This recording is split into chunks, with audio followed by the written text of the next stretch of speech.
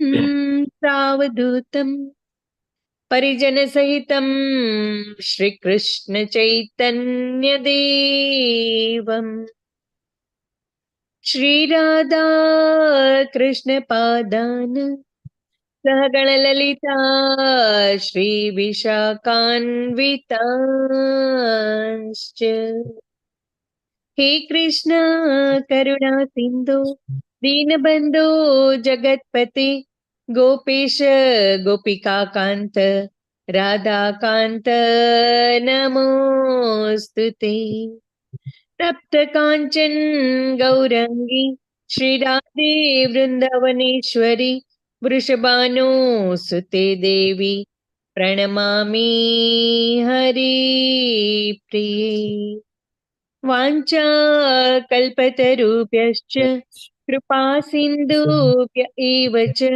पतितानां पावनेभ्यो वैष्णवेभ्यो नमो नमः नमो कृष्णपादाय न पृष्ठाय भूतले श्रीमते भक्तिवेदान्त स्वामिन् इति नामिने नमस्ते सरस्वती देवीं गौरवाणी प्रचारिणे निर्विशेषाशून्यवादी अशत जय कृष्ण चैतन्य प्रभु नित्यानंद श्री अद्वैत गदाधरा श्रीवासादि गौर भक्त वृंद हरे कृष्ण कृष्ण कृष्ण हरे राम हरे राम राम राम हरे हरे हरे कृष्ण दीप्ति माताजी। धन्यवाद दीप्ति माताजी। हरे कृष्ण सर्वेने। श्रीला प्रभुपाद की जय। श्री राधा गोविंद प्रणाम। તો ગઈકાલે આપણે અધ્યાય નંબર 2 કમ્પ્લીટ કર્યો. આજે આપણે ત્રીજો અધ્યાય શરૂ કરશું. નમન ઈસાદાસ પ્રભુજી દ્વારા આયોજિત અને એમના માર્ગદર્શન હેઠળ શ્રીમદ ભગવદ્ ગીતાને ઓનલાઈન સમજવાનો અભ્યાસ જે આપણે 46મા બેચમાં આપણે શરૂ કરી દીધો છે અને એમાં આપણે ત્રીજા અધ્યાયમાં આપણે ત્યારે આજે આગળ વધશું. અને ત્રીજા અધ્યાયનું નામ છે આપણે કર્મયોગ. અને આ અધ્યાય અર્જુનના પ્રશ્નથી શરૂ થાય છે. તો પહેલા શ્લોકમાં અર્જુન પ્રશ્ન પૂછે છે. અર્જુને કહ્યું, હે જનાર્દન, હે કેશવ, જો તમે બુદ્ધિને સકામ કર્મ કરતા શ્રેષ્ઠ માનતા હો તો પછી તમે મને આ ઘોર યુદ્ધ કરવા શા માટે પ્રેરી રહ્યા છો? હવે આપણે દરેક અધ્યાયથી સાથે કંઈક ને કંઈક કનેક્ટિંગ લિંક હોય છે. જેમ કે ગઈકાલે બીજા અધ્યાયમાં ભગવાને સૌથી પહેલા તો અર્જુનના જે પ્રશ્નો હતા એના બધાના જવાબ આપ્યા. કરુણાના સંદર્ભમાં ભગવાને જવાબ આપ્યો કે ભાઈ આપણે શરીર નથી પણ આપણે આત્મા છીએ. આ કોઈ આનંદ નથી એના સંદર્ભમાં ભગવાને જવાબ આપ્યો કે ભાઈ ક્ષત્રિય તરીકે જો તું અત્યારે યુદ્ધ નહીં લડ તો લોકો તારી નિંદા કરશે, તારી ટીકા કરશે, એટલે કે તારે યુદ્ધ લડવું તો જરૂરી છે. અને જો તું યુદ્ધ લડીશ અને એમાં સાથે સાથે જો તારું મૃત્યુ પામશે તો પણ તને સ્વર્ગ મળશે, અને જીતીશ તો તને આખા પૃથ્વીનું સામ્રાજ્ય મળશે. એટલે કે આવી રીતે કોઈ આનંદ નથી. એના સંદર્ભમાં ભગવાન બતાવે છે કે તારાકમાં તો બંને આત્મા લડવા છે.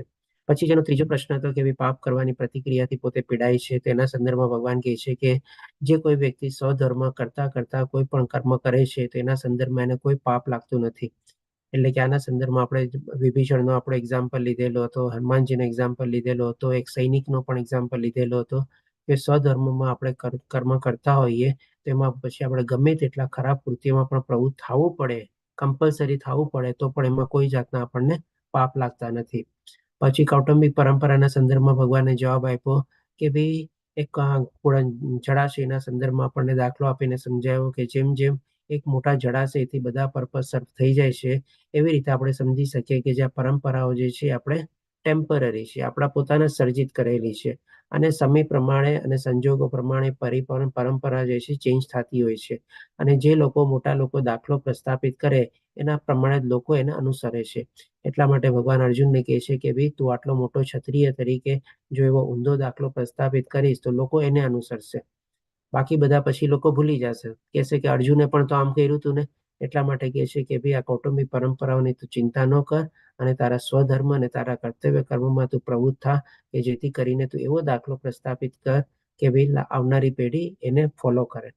આવી રીતે ભગવાન એનો જવાબ આપે છે. અને પછી જેનો 5મો પ્રશ્ન હતો કે ભાઈ અસમંજસ એટલે કે કન્ફ્યુઝન, એના સંદર્ભમાં ભગવાન કહે છે કે જેની બુદ્ધિ આવી રીતે પોતાના સ્વધર્મ અથવા નિયત કર્તવ્ય કર્મ ઉપર અથવા તો ભગવાને સૂચવેલા માર્ગ ઉપર સ્થિર થઈ જાય છે, પછી એની ઇન્દ્રિયો શું છે આખી આજુબાજુ ભટકતી નથી. ઇન્દ્રિય સુખ અને શરીર સુખ માટે એ કેવળ શરીરને માનતો નથી કે ભાઈ ખાવો પીવો ને મોજ કરવો, એવી રીતે પોતે ગણતો નથી અને પોતાના દ્રઢ સંકલ્પપૂર્વક નિશ્ચયપૂર્વક પોતાનું કર્તવ્ય કર્મ કરે છે અને ભગવાનની ભક્તિમાં પ્રવૃત્ત થાય છે અને પોતાના મનુષ્ય જીવન સાર્થક કરે છે. આ રીતે ભગવાન એને બતાવે છે કે ભાઈ કન્ફ્યુઝન પછી કોઈ રહેતું જ નથી આપણે જ્યારે આ સાચું જ્ઞાન આપણે પ્રાપ્ત કરેલું હોય ત્યારે. એટલે હવે અર્જુનને પ્રશ્ન ઉભો થાય છે. તો આ જે પ્રશ્ન ઉભો થાય છે, આમ કહી શકીએ તો આપણે 49, 50, 51, 52 4 શ્લોક જે હતા એના સંદર્ભમાંથી અર્જુનને આ પ્રશ્ન ઉભો થાય છે. તો આપણે 52મો શ્લોક આપણે જોઈએ કે જ્યારે જેમાં ભગવાન કહે છે ને કે જ્યારે તારી બુદ્ધિ મોહરૂપી ગાઢ જંગલને પાર કરી જશે. બુદ્ધિ એટલે કે શું? વિવેક બુદ્ધિ. એને ખબર પડી જાય કે મનુષ્ય જીવન શું કામે મને મળેલું છે અને આ મનુષ્ય જીવનનો ઉદ્દેશ શું છે. ત્યાર પછી એને સમજાઈ જાય એટલે કે મોહરૂપી ગાઢ જંગલ એટલે કે આ ભૌતિક દુનિયાના જે બધા મોહ માયા અને આકર્ષણ છે એને પોતે પૂરેપૂરો એને ઓળંગી જાય, અથવા તો એના ઉપર પોતે વર્ચસ્વ મેળવી લે, અથવા તો એના ઉપર પોતાના ઇન્દ્રિય ઉપર સંયમ મેળવી લે, કાબુ મેળવી લે. અને ત્યારે તારે સર્વ સાંભળવા યોગ્ય બાકી તથા તે સાંભળેલ હશે તે પ્રત્યે તું ઉદાસીન થઈ જઈશ. એટલે કે આવી રીતે ભગવાન કહે છે. તેના સંદર્ભમાં અર્જુનને આજે પ્રશ્ન ઉદ્ભવે છે કે જો બુદ્ધિ વધારે શ્રેષ્ઠ હોય અને વધારે વિવેકી હોય તો પછી મારે આ ઘોર યુદ્ધમાં શું કામ પરવવું જોઈએ. અને હજી આગળ પ્રશ્ન પૂછે છે અર્જુન બીજા શ્લોકમાં પૂછે છે કે ભાઈ આપના દ્વિઅર્થી અશુપદેશોથી મારી મતિ મૂંઝાઈ ગઈ છે, તેથી કૃપા કરી નિશ્ચયપૂર્વક મને જણાવો કે આમાંથી મારા માટે સૌથી હિતાવહ શું છે. હવે અર્જુનને કેમ લાગે છે દ્વિઅર્થી ઉપદેશો? કારણ કે એક તરફ આમ જુઓ તો ભગવાને આત્મજ્ઞાન આપ્યું, આધ્યાત્મિક જ્ઞાન આપ્યું, અને બીજું બાજુ ભગવાને શું સમજાવ્યું? અને સ્વધર્મ વિશે સમજાવ્યું કે તારો સ્વધર્મ શું છે, નિયત કર્તવ્ય કર્મ શું છે, એ તારે કરવું જોઈએ. એટલે કે અર્જુનને લાગે છે કે આ બે રસ્તામાંથી મારે શું કરવું? આત્મજ્ઞાન મેળવીને મારે આત્મપરાયણ થઈ જવું કે પછી મારે અત્યારે મારો સ્વધર્મ નિભાવવો ક્ષત્રિય તરીકેનો. એટલા માટે કહે છે કે આવા દ્વિઅર્થી ઉપદેશોથી.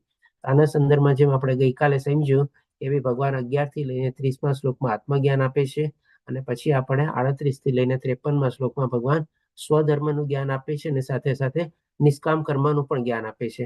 કેવી રીતે નિષ્કામ કર્મનું જ્ઞાન આપે છે? તો ભગવાન એને શું કહે છે કે ભાઈ તને તારા શું છે બાણ ઉપર, એટલે આપણે એક્ઝામ્પલ દ્વારા સમજાતા ને કે તને તારા ગાંડી ઉપર અધિકાર છે, પણ એનું શું ફળ આવશે, તું જે તીર છોડીશ એનું કેવી રીતે પરિણામ આવશે એના ઉપર તને કોઈ અધિકાર નથી.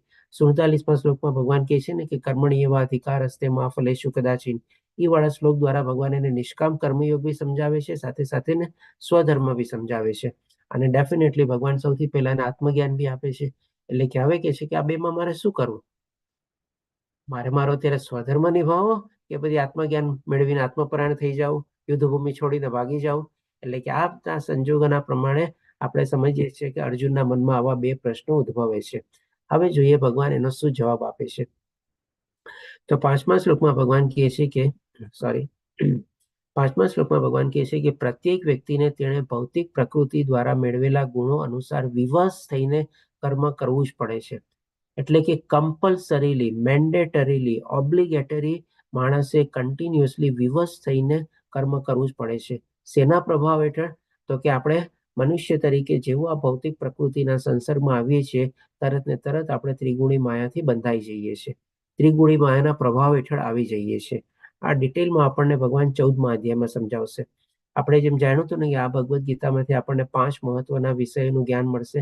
કે આ 5 મહત્વના વિષય કોણ કહેશે? હરે કૃષ્ણ. પહેલા અધ્યાયમાં જ આપણે કવર કર્યું હતું. ક્યાં 5? હરે કૃષ્ણ, બોલો. ભગવાન જીવ પ્રકૃતિ કર્મ અને કાળ. ઓકે, સરસ અક્ષય પ્રભુજી, ધન્યવાદ. ભગવાન, જીવ, પ્રકૃતિ, કર્મ, કાળ. બરોબર. શિવાંશી માતાજી, આપ ગઈકાલે નહોતા આવેલા? ગઈકાલે આપને મિસ કરેલા હતા. હરે કૃષ્ણ. શિવાંશી માતાજીનું નામ શું હતું? મારા ખ્યાલથી એમણે શું કીધું હતું પેલા દિવસે ક્લાસમાં? કદાચ ભૂમિ માતાજી કીધું હતું ને કે આ શિવાંશી માતાજી બીજા કોઈકના નામેથી એમાં છે. ઓકે, ચાલો.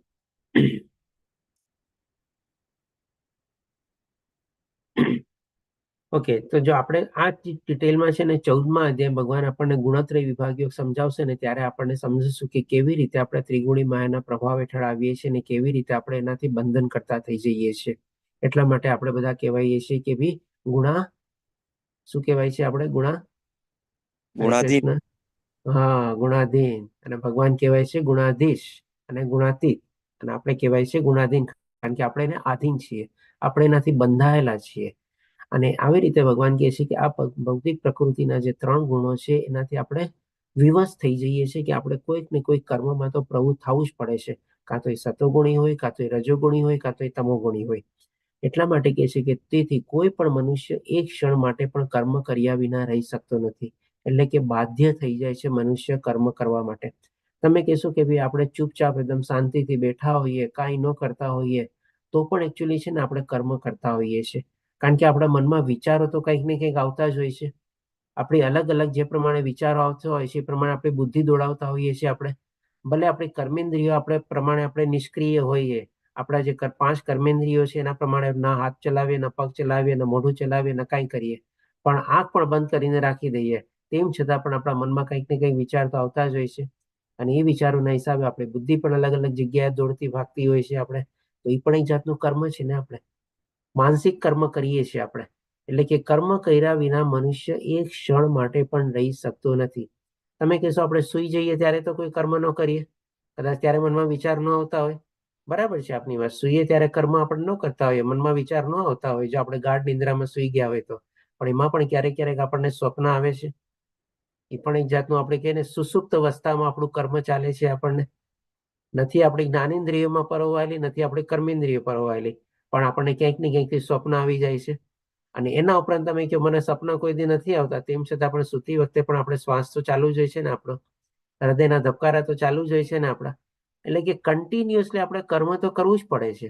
હવે એ જ ચીજ ભગવાન આપણને ઓર ડિટેલમાં આપણે આગલા શ્લોકમાં કહે છે કે તું તારું નિયત કર્તવ્ય કર્મ કર, કારણ કે કર્મ નહીં કરવા કરતા કર્મ કરવું વધુ સારું છે. કામ કર્યા વિના મનુષ્ય પોતાના દેહનો નિર્વાહ પણ કરી શકતો નથી. તો જો આવી ગયું ને, આપણે જે શ્વાસ લઈએ છીએ, આપણે જે હૃદયના ધબકારા ચાલે છે, આપણા શરીરની અંદર જે આખી બ્લડ સર્ક્યુલેશન સિસ્ટમ ચાલે છે, આપણા શરીરની અંદર પાચન ક્રિયા ચાલે છે, આપણા શરીરની અંદર મળમૂત્ર ત્યાગ કરવાની જે બધી ક્રિયાઓ આપણે કરીએ છીએ, આ પણ તો આપણા શરીરના નિર્વાહ માટે આપણે કર્મ કરીએ છીએ ને. તમે કહો કે કાંઈ કર્મ નથી કરતો, ચૂપચાપ બેઠો છું, પણ આ બધા પણ તો કર્મ છે જ. એ જ ભગવાન કહે છે કે કામ કર્યા વિના મનુષ્ય પોતાના દેહનો નિર્વાહ પણ કરી શકતો નથી. અને એટલા માટે આપણને કહે છે કે ભાઈ આપણે આપણું નિયત કર્તવ્ય કર્મ કરવું જોઈએ. નિયત કર્તવ્ય કર્મ કેવું હોય? સૌથી પહેલા તો આપણે ભગવાનના દાસ છીએ, ભગવાનની સેવા કરવી, ભગવાનની ભક્તિ કરવી, એ આપણું નિયત કર્તવ્ય કર્મ બની જાય છે. બીજું નિયત કર્તવ્ય કર્મ શું હોય? જેમ ભગવાને આગલા શ્લોકમાં આપણને સમજાવ્યું કે ભાઈ આપણે 3 ગુણોના પ્રભાવ હેઠળ હોઈએ છીએ. તો જેવા જેવા ગુણોના આપણે પ્રભાવ હેઠળ હોઈએ એવા આપણે કાર્યમાં પ્રવૃત્ત થઈએ. એ પણ એક આપણું નિયત કર્તવ્ય કર્મ થઈ ગયું. જેમ કે અર્જુન ક્ષત્રિય હતો, તો એને ક્ષત્રિય તરીકે યુદ્ધ કરવું એનું નિયત કર્તવ્ય કર્મ હતું. પછી હજી એક ત્રીજું નિયત કર્તવ્ય કર્મ કેવું હોય? તો કે ભાઈ આ સંસારમાં આપણે જે બધા પરિવારને સાથે લઈને ચાલતા હોઈએ, આપણા બધાનો પરિવાર હોય, આપણા બધાના ગ્રહસ્થ બધા જીવન જીવતા હોઈએ, એના સંદર્ભમાં આપણી થોડી ઘણી જવાબદારી હોય, થોડું ઘણું આપણે કહે ને કે કર્તવ્ય સમજીને, આપણી ડ્યુટી સમજીને આપણે કર્મ કરવા પડે. જેમ કે આપણે મા બાપ તરીકે આપણા બાળકોનો આપણે ખ્યાલ રાખવો પડે, એમને સાચું જ્ઞાન આપવું પડે. આ બધું પણ આપણું કર્મ થઈ ગયું. એમ ભાઈ આજીવિકા માટે રડવા માટે આપણે કંઈ કર્મ કરવું પડે. આ બધા આપણા નિયત કર્તવ્ય કર્મ થઈ ગયા. એટલે કે કાંઈ પણ કર્મ ન કરવા કરતા તો કાંઈક ને કાંઈક આવી એક્ટિવિટીમાં આપણે પ્રવૃત્ત થવું જ જોઈએ. અને એ જ આપણું નિયત કર્તવ્ય કર્મ આપણે કરવું જ જોઈએ. હવે આ કેવા ભાવનાથી આપણે કર્મ કરવું જોઈએ એ ભગવાન હવે આપણને બતાવે છે. કે તો 9મા શ્લોકમાં આપણને કહે છે કે વિષ્ણુ પ્રીત્યથી યજ્ઞ તરીકે કર્મ કરવું જોઈએ. એટલે કે જે કાંઈ પણ આપણે નિયત કર્તવ્ય કર્મમાં પ્રવૃત્ત થયેલા હોય, ભલે આપણે આધ્યાત્મિક કર્મ બી કરીએ, ભગવાનની ભક્તિ બી કરીએ, તો પણ એ આપણે કોઈ આશાથી લઈને નહીં કરવાની, પરિણામ માટે નહીં કરવાની, કે ભોગ ભોગવવા માટે ભગવાનને પ્રાર્થના નહીં કરવાની કે હું તમારી પ્રાર્થના કરું છું, તમે મારું આ કામ પૂરું કરી દો. પણ એ આપણે વિષ્ણુ પ્રીત્યર્થ એટલે કે ભગવાનને અર્પિત ભાવનાથી કરવાનું. સાથે જે આપણે ગુણોના પ્રભાવ હેઠળ જે કર્મ કરતા હોય એમાં પણ જો આપણે ભગવાનને જોડીને એને સાથે રાખીને ચાલીએ તો પણ એ આપણે વિષ્ણુ પ્રીત્યર્થે થઈ ગયું. એવી રીતે જે આપણે પરિવારના આપણે બધાનું જે સમાજના સંદર્ભમાં આપણે જે બધા કાર્ય કરતા હોય, આપણી જે ડ્યુટી નિભાવતા હોઈએ, એ પણ કર્મ શું છે, આપણે ફળ મેળવવાની આશાથી નહીં કરવાનું, પણ ભગવાનને અર્પિત કરવાના ભાવથી કરવાનું છે. અને જો આવી રીતે આપણે કર્મ કરતા હોઈએ તો ભગવાન કહે છે કે અન્યથા આ ભૌતિક જગતમાં કર્મના બંધન ઉત્પન્ન થાય છે. એટલે કે જો વિષ્ણુ પ્રીત્યર્થે આપણે કર્મ કરીએ, ભગવાનને સાથે રાખીને ચાલીએ, ભગવાનને જોડીને ચાલીએ, તો એ આપણને બંધન કરતા નથી થતા. પણ જો આપણે આપણા સ્વાર્થ માટે કરીએ કે ના ભાઈ, મારો પરિવાર, મારું ઘર, મારો સમાજ, બધા એના માટે મોજ શોખ માટે કરવાની, એની જરૂરિયાત પૂરી પાડવા માટે મારે કર્મ કરવાના અને એવી રીતે મારે મહેનત કરવાની, તો એ બધા કર્મ જે છે આપણને બંધન કરતા થઈ જાય છે. એટલે કે છે કે તેથી હે કુંતી પુત્ર, તું એમની વિષ્ણુની પ્રેષણના અર્થે નિયત કર્તવ્ય કર્મ કર. એ રીતે તું સદા અનાસક્ત અને બંધનમાંથી મુક્ત રહીશ. એટલે કે જો આવી ભાવનાથી આપણે કર્મ કરશું, એટલે કે ભગવાનને અર્પિત કરીને, સમર્પિત કરીને, ભગવાનને જોડીને સાથે રાખીને આપણે જો કર્મ કરશું, ભલે કોઈ પણ પ્રકારના આપણા નિયત કર્તવ્ય કર્મ હોય, ઇન્ક્લુડિંગ આધ્યાત્મિક કર્મ, તો પણ આપણે એનાથી આપણે બંધન કરતા નહીં થઈએ. અને જે કર્મ આવી રીતે કરેલા હશે, જે બંધન કરતા નહીં હશે, તો એ કેવા હશે? તો કે મુક્તિદાતા કર્મ થઈ જશે આપણા. એટલે કે આપણને ફરીથી જન્મ મૃત્યુ જરા વ્યાધિમાંથી જે આપણે મનુષ્ય જીવનનું જે લક્ષ્ય છે એમાંથી બહાર નીકળવાનું, એ લક્ષ્ય તરફ અથવા તો મુક્તિ તરફ આપણને એ કર્મો આપણને આગળ વધારશે. હવે ભગવાન અહીંયા આપણને પછી નેક્સ્ટ શ્લોકમાં બતાવે છે કે આ વન વે ટ્રાફિક નથી. આપણે માની લો આવી રીતે જે કાંઈ પણ આપણા નિયત કર્તવ્ય કર્મ કર્યા, ભગવાનને સાથે રાખીને જોડીને ચાલ્યા, ભગવાન અર્પિત કરીને કર્યા, તો શું વન વે ટ્રાફિક થઈ ગયું? બધું આપણે જ કરવાનું? ભગવાન કાંઈ નહીં કરે આપણા માટે? એવું નથી. ભગવાન પણ આપણા માટે કરશે. તો એ શું કરશે? એ પણ આપણને રિટર્ન ગિફ્ટમાં શું આપશે? એ ભગવાન આપણને 11મા શ્લોકમાં કહે છે, યજ્ઞો દ્વારા પ્રસન્ન થઈને દેવો તમને પણ પ્રસન્ન કરશે. એટલે એ લોકો પણ આપણા ઉપર કૃપા વરસાવશે. એ લોકો પણ આપણા ઉપર કંઈક ને કંઈક આપણને ભેટ આપશે. અને એ રીતે માનવો તથા દેવો વચ્ચેના સહકારથી સૌનો અભ્યુદય થશે. એટલે કે આવી રીતે બોથ વે ટ્રાફિક છે, વન વે ટ્રાફિક નથી. આપણે જે કરશું એના રિટર્નમાં આપણને પણ ઘણું મળશે. અને ઘણી ચીજો તો ભગવાને આપણને ઓલરેડી આપી દીધેલી છે, આપણને ખબર પણ નથી, અને આપણે એને માણીએ પણ છીએ ને ભોગવીએ પણ છીએ.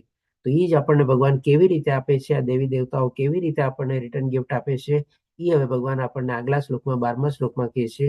જીવનની વિવિધ જરૂરિયાતોની પૂર્તિ કરનારા વિભિન્ન દેવો યજ્ઞ સંપન્ન કરવાથી પ્રસન્ન થઈને તમારી બધી જરૂરિયાતોની પૂર્તિ કરશે.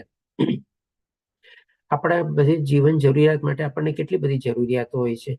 જેમ કે આપણને સૂર્યનો પ્રકાશ જોઈએ, તો સૂર્યનો પ્રકાશ તો આપણે ડેઈલી ઉઠીને સવારે ભગવાનને કહેવું પડે છે કે ભગવાન હવે હું સૂરજની લાઈટ ચાલુ કરું છું, મેં લાઈટ ચાલુ કરી દીધી છે, તમે મને પ્રકાશ આપો, ગરમી આપો. અત્યારે બહુ ગરમી પડે છે, હવે આપણે કહીએ કે ભાઈ ચાલો હવે વરસાદની લાઈટ ચાલુ કરું છું, સ્વિચ ચાલુ કરું છું, તમે મને વરસાદ આપો. આ બધું ક્યાંથી થાય છે? આપણા કરવાથી થવાનું છે કઈ? બધું આ બધા આપણને દેવી દેવતાઓને ભગવાનની કૃપા તરફથી તો બધું મળી રહ્યું છે ને. આપણે જે શ્વાસ લઈએ છીએ એ હવા શું આપણે કહી શકીએ છીએ કે ભાઈ ચાલો અત્યારે હવા મને શુદ્ધ હવા જોવે છે, અત્યારે આવી હવા જોવે છે, ઓલી હવા આવે છે? આપણે એના ઉપર કોઈ કંટ્રોલ છે આપણો? એટલે આપણને જો ઇન્દ્ર ભગવાન આપણને વરસાદ આપે છે, સૂર્યનારાયણ આપણને સૂરજનો તડકો આપે છે, વરુણ દેવતા આપણને હવા, વાયુ ને એ બધું આપે છે, લક્ષ્મી દેવી આપણને દ્રવ્ય આપે છે, સરસ્વતી માતા આપણને જ્ઞાન આપે છે, ગણેશ ભગવાન આપણા બધા વિઘ્નો બધા દૂર કરે છે કોઈ પણ કાર્યમાં. આ બધા દેવી દેવતાઓ જે છે ભગવાનની બધાના અંગો છે, અને એના દ્વારા ભગવાને બધી સિસ્ટમ બનાવેલી છે કે જેથી કરીને આપણે આ સૃષ્ટિમાં આપણે આપણું જીવન જીવી શકીએ છીએ. એમના વગર આપણે એ પણ ન કરી શકીએ. એટલા માટે અહીંયા ભગવાન કહે છે કે ભાઈ આવી રીતે યજ્ઞ કરવાથી લોકો પ્રસન્ન થઈને આપણી જે જીવન જરૂરિયાતોની બધી જે છે એ બધી લોકો પૂર્તિ કરે છે. આપણને વરસાદ થાય તો જ આપણે પૃથ્વીમાંથી આપણને અનાજ ઉગે, તો જ આપણે ખાઈ પી શકીએ. એટલે કે આવી રીતે બધું જે છે ભગવાનની કૃપા દ્વારા આપણને ઓલરેડી મળી ગઈ છે ઘણી ચીજો. તો એ જ ભગવાન કહે છે કે પરંતુ જે મનુષ્ય પ્રાપ્ત ઉપહારો એટલે કે ઓલરેડી આપણી પાસે આ બધું મળેલું છે. આપણને હવા મળે છે, પાણી મળે છે, સૂર્યનો પ્રકાશ મળે છે, ખાવાનું અનાજ મળે છે, આ બધું આપણને મળેલું જ છે ને. એટલા માટે કહે છે કે પ્રાપ્ત ઉપહારો દેવોને અર્પણ કર્યા વગર જો પોતે ભોગવશે તો તે નક્કી ચોર છે. એટલે કે આના સંદર્ભમાં ભગવાન કહે છે કે આ બધું જે આપણને ઓલરેડી આપણને મળી ગયું છે અને આપણે એને ભોગવીએ છીએ, એ ફરીથી પાછું આપણે ભગવાનને અર્પિત કરવાના ભાવથી અથવા સમર્પિત કરવાના ભાવથી યજ્ઞ નહીં કરીએ તો આપણે નક્કી ચોર જ ગણાશું. હવે કેવી રીતે કરવો જોઈએ યજ્ઞ નહીં કરવાનું, તો એ પણ ભગવાન આપણને પછી બતાવે છે 13મા શ્લોકમાં કે ભગવાનના ભક્તો સર્વ પ્રકારના પાપમાંથી મુક્ત થઈ જાય છે, કારણ કે તેઓ યજ્ઞમાં પ્રથમ અર્પિત કરેલું ભોજન જ પ્રસાદ રૂપે લે છે. એટલે કે જે કાંઈ પણ આપણે ખાઈએ છીએ એ અનાજ જે પાકે છે, કેટલી બધી એમાં પ્રોસેસ ઇન્વોલ્વ થયેલી હોય છે. આપણે એમાં કેટલીક સી નાનકડી મહેનત કરી હોય છે. ખાલી એક આપણે જમીનમાં વાવીએ છીએ, બાકી બધી જે પ્રોસેસ હોય છે આપણે એમાં કઈ વધારે આપણો કોઈ એમાં અધિકાર હોય છે? આપણે તમે કહો. સૂરજના તડકા ઉપર આપણો કોઈ અધિકાર નથી, વરસાદ ઉપર આપણો કોઈ અધિકાર નથી, ગરમી અને ઠંડી ઉપર આપણો કોઈ અધિકાર નથી, વાયુ ઉપર કોઈ અધિકાર નથી. આપણે ખાલી શું કરીએ છીએ? થોડી ઘણી જેની કાળજી રાખીએ છીએ. જે કાંઈ પણ આપણે જમીનમાં વાવ્યું હોય એને આપણે ડેઈલી પાણી આપીએ, સિંચીએ અને એના મેળે પછી મોટું થાય છે. અને અમુક વખત પછી તો આપણે કાંઈ ન કરીએ ને તો પણ એમાંથી બધા આપણને પાક ને બધું મળે છે, ફળ ફૂલ ને શાકભાજી ને બધું મળે છે આપણને. તો એના એટલે કે આપણને જે મળી રહ્યું છે, જે આપણને પ્રાપ્ત થયેલું છે, એ બધું આપણે શું કરીએ છીએ? એમાંથી આપણે અલગ અલગ વ્યંજનોને બધું બનાવીએ છીએ અને ભગવાનને આપણે ભોગ ધરાવીએ છીએ. અને ભોગ ધરાવીને પછી આપણે એના પ્રસાદના રૂપે આપણે એને ગ્રહણ કરીએ છીએ. અને આ રીતે જો આપણે કરીએ તો આપણે યજ્ઞનું ચક્રનું આપણે પાલન કર્યું કહેવાય, જે ભગવાન આપણને આગલા શ્લોકમાં સમજાવશે. પણ જો અન્ય લોકો એટલે કે જેઓ પોતાના જ ઇન્દ્રિય સુખ માટે ભોજન બનાવે છે, તેઓ નક્કી પાપ જ ખાય છે. એટલે કે જે ભગવાનને આવી રીતે પોતાને જે ભગવાને જે કૃપા કરેલી છે આપણા ઉપર, આપણને આ બધી જે ચીજો આપેલી છે, એના માટે પોતે કૃતજ્ઞ ન થાય, ભગવાનને પોતાનો આભાર ન માને અને ખાલી પોતાના શરીર સુખ માટે, ઇન્દ્રિય સુખ માટે અને ખાવો પીવો અને મોજ કરો, બધી ચીજ વસ્તુ ગ્રહણ કરે, બધી ચીજ વસ્તુને ભોગવે, તો એના માટે ભગવાન એમ પણ કહે છે કે નક્કી પાપ જ ખાય છે. એટલે કે પેલા ભગવાને શું કીધું? આ બધા પ્રાપ્ત ઉપહારોને આપણે જો ભગવાનને અર્પિત કરવાના ભાવથી ન કરીએ તો આપણને ભગવાને કીધું નક્કી ચોર છે આપણે. અને એવી જ રીતે પછી જો આપણે ખાલી ઇન્દ્રિય સુખ અને શરીર સુખ માટે આપણે આવી રીતે બધી ચીજનો ભોગ કરીએ તો પણ ભગવાન આપણને કહે છે કે નક્કી પાપ જ ખાય છે. એટલે કે હવે અહીંયા ભગવાન કેવી રીતે બે શ્લોકમાં એકદમ સ્પષ્ટ કરે છે કે ભાઈ આપણે જે કાંઈ પણ કરીએ છીએ બધું આપણે ભગવાનને સમર્પિત અને અર્પિત ભાવનાથી કરવાનું છે, કારણ કે આ બધી ચીજો આપણે ભગવાનની કૃપા દ્વારા જ આપણને મળેલી છે. આપણો એમાં કોઈ કહીને કે આપણો કોઈ અધિકાર બી નથી, કોઈ આપણે કરતા ભાવ પણ આપણે ન કેળવવો જોઈએ. અને આવી રીતે જ્યારે કર્મ કરીએ તો જ એ આપણા કર્મ શું છે? મુક્તિદાતા કર્મ થઈ જાય છે. નહીં તો પછી શું થઈ જાય છે? બંધન કરતા કર્મ થઈ જાય છે. હવે આ જે ભગવાન અત્યાર સુધી આપણને જે યજ્ઞનું ચક્ર બતાવ્યું, એ હવે ભગવાન આપણને કહે છે 14મા શ્લોકમાં કે બધા દેહધારી પ્રાણીઓ અન્ન ખાઈને પોષણ પામે છે અને અન્ન વરસાદથી ઉત્પન્ન થાય છે, વરસાદ યજ્ઞ કરવાથી વરસે છે અને યજ્ઞ નિયત કર્મ કરવાથી વરસે છે. એટલે કે ઇન શોર્ટ જે ભગવાને આપણને અલગ અલગ શ્લોકોમાં જે પાઠ કરીને સમજાવ્યું, હવે આ શ્લોકમાં આપણને આખું જે યજ્ઞ ચક્ર જે છે અથવા આખી જે સાયકલ છે એ આપણને સમજાવી દીધી. પહેલા ભગવાને શું કીધું? આપણે બધું જે કાંઈ પણ કર્મ કરીએ છીએ, શરીરના નિર્વાહ માટે પણ કર્મ કરવાનું છે, વિષ્ણુ પ્રીત્યર્થે યજ્ઞ કરવાનું છે. અને આવી રીતે જ્યારે વિષ્ણુ પ્રીત્યર્થે યજ્ઞ કરીએ છીએ ત્યારે રિટર્નમાં આપણને પણ દેવી દેવતાઓ કંઈક આપે છે. એ લોકો કેવી રીતે આપણને આપે છે? તો કે ભાઈ આપણા જીવનની જરૂરિયાતો બધી પૂર્તિ કરે છે. અને જે જીવનની જરૂરિયાતો બધી પૂર્તિ કરે છે એના સંદર્ભમાં પણ આપણે ભગવાનને જ્યારે અર્પિત કરીને અને એવી રીતે એમને ભોગ ધરાવીને જ્યારે આપણે ગ્રહણ કરીએ છીએ તો એ આપણે નથી ચોર ગણાતા, નથી આપણે પાપ ખાતા. પણ જો એવી રીતે આ બધી ચીજનું જે કોઈ પાલન નથી કરતા તો ભગવાન કહે છે નક્કી ચોર ગણાય છે અને નક્કી પાપ જ ખાય છે. અને હવે અહીંયા જે ભગવાન આપણને યજ્ઞ ચક્ર બતાવે છે, એ યજ્ઞ ચક્રને પણ આપણે થોડુંક પિક્ટોરિકલ રિપ્રેઝન્ટેશન દ્વારા સમજી લઈએ કે ભાઈ આ કેવી રીતે કામ કરે છે. તો પેલા જે પ્રમાણે ભગવાને બતાવેલું છે તો આધ્યાત્મિક રીતે આપણે થોડું સમજીએ ને પછી આપણે ભૌતિક દુનિયા સંદર્ભમાં પણ આપણે યજ્ઞ ચક્ર શું છે આપણે સમજશું. ભગવાન શ્રી કૃષ્ણ દ્વારા બધા વેદોનું આપણે સંકલન થયેલું છે. ભગવાન શ્રી કૃષ્ણ જ આપણા વેદોના રચયિતા છે. અને આ વેદોમાં શું છે? આપણા ગુણ પ્રમાણે, સ્વભાવ પ્રમાણે અલગ અલગ માણસો માટે અલગ અલગ કર્મ છે નિર્ધારિત કરવામાં આવેલા છે. તો જેમ કે એ પ્રમાણે આપણે દાખલા લઈએ કે પહેલાના વખતમાં લોકો શું, બધા પાસે થોડી ઘણી જમીન હતી અને ખેતી કરતા એ લોકો તમારે. તો એ ખેતી કરતા એમાં જે કાંઈ પણ પેલા જમીનને ખેડે, પછી એમાંથી નિંદામણ કાઢે, પછી એમાં વાવણી કરે અને બધું કરે. અને બધું કરીને પછી લોકો શું કરતા? પોતાનું કામ પૂરું થઈ ગયું. હવે કરીને પછી લોકો યજ્ઞ કરતા તમારે. જે પ્રમાણે અહીંયા અગ્નિ પ્રગટાવી લઈને બધું છે અને બધા દેવી દેવતાનું આહવાન કરીને લોકો યજ્ઞમાં સામેલ કરતા. અને એ યજ્ઞ કરીને પછી ભગવાનને બધું જે પોતે કર્મ કરેલું છે અથવા તો જે મહેનત કરેલી છે ભગવાનને અર્પિતના ભાવનાથી લોકો કરતા. અને આવી રીતે જ્યારે યજ્ઞ કરતા તો જેમ ભગવાને કીધું ને દેવી દેવતાઓ પણ પ્રસન્ન થાય છે. તો દેવી દેવતાઓ પણ પ્રસન્ન થતા, આપણા ઉપર કૃપા કરતા. કેવી રીતે કૃપા કરતા? તો કે આપણને વરસાદ આપતા. વરસાદ આપતા એટલે એ લોકોએ જે મહેનત કરી હોય ખેડૂતોને બધાય એમાં સરસ મજાનો પાક થાય, અને પાક થયા પછી એની લલણી કરે ને બધું કરે, અને એમાંથી પછી આપણે અલગ અલગ વ્યંજનો અને બધા ખાવાની સામગ્રી બનાવે. અને આ પણ બધું શું ભગવાનની કૃપાથી જ આપણને બધું મળ્યું ને, કારણ કે આપણે પણ ખાવા વગર તો રહેવાના નથી શકતા. જે ભગવાને કીધું ને કે દરેક મનુષ્ય પોતાના જીવન નિર્વાહ માટે ખાદ્ય પદાર્થ ઉપર આધારિત છે. તો આ બધી જે સામગ્રીઓ બનાવી આપણે, એ પહેલા આપણે ભગવાનને અર્પિત કરીએ. અને હવે અર્પિત કર્યા પછી આપણે જે ભોગ ધરાવ્યો, અર્પિત કર્યા પછી થઈ જાય છે આપણે પ્રસાદ. અને આ પ્રસાદ પછી જો આપણે ગ્રહણ કરીએ, એટલે કે આખા કમ્પ્લીટ યજ્ઞ ચક્રનું આપણે પાલન કરીએ, તો આપણે નથી પાપ ખાતા કે નથી આપણે ચોર ગણાતા. અને આવી રીતે જે આપણે કર્મ કરીએ, તો એ આપણા જે કર્મ જે છે આપણા મુક્તિદાતા કર્મ થઈ જાય છે. હવે તમે કહેશો કે ભાઈ આ યજ્ઞ ચક્રને આપણે આજની તારીખમાં કેવી રીતે ફોલો કરવું? તો ડેફિનેટલી આ યજ્ઞ ચક્રને આપણે આજની તારીખમાં પણ બધી ચીજોમાં એપ્લાય કરી શકીએ છીએ. સૌથી પહેલા તો ભગવાન દ્વારા બધા શાસ્ત્રો ને બધા આપણે વેદો આપણે આવેલા છે, એમાં તો કંઈ આપણે ચેન્જ નથી કરી શકવાના. પણ હવે આજના સંદર્ભમાં આપણે આ બધા આધ્યાત્મિક જ્ઞાન મેળવીએ, સાથે સાથે થોડું ઘણું ભૌતિક જ્ઞાન પણ આપણે મેળવીએ, અલગ અલગ ડિગ્રીઓને બધું મેળવીએ. અને એ બધું મેળવીને માની લો આપણે શું છે, ખેતીની બદલે આજે બધા અલગ અલગ કાર્યમાં પોતે પ્રવૃત્ત થયેલા હોય છે. કોકને ધંધો હોય છે, કોકને કોઈક એવું સર્વિસ ઓરિએન્ટેડ કામ હોય છે, કોકને કોઈક નોકરી કરતા હોય છે, કોઈક પોતાનો કોઈ કાંઈક ને કંઈક નાનો મોટો વ્યવસાય કરતા હોય છે. કંઈક આટલા ઓનલાઈન માર્કેટિંગ એ ઘણા બધા થઈ ગયા છે, ઓનલાઈન બિઝનેસ બી કરતા હોય છે, બધું એમાં આવી ગયું.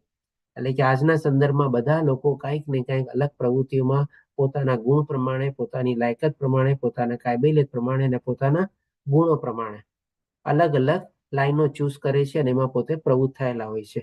હવે એ પ્રમાણે જે આજીવિકા માટે એ લોકો જે કર્મ કરતા હોય છે, એમાં પછી શું કરે, થોડી ભગવાનની ભક્તિ એડ કરે.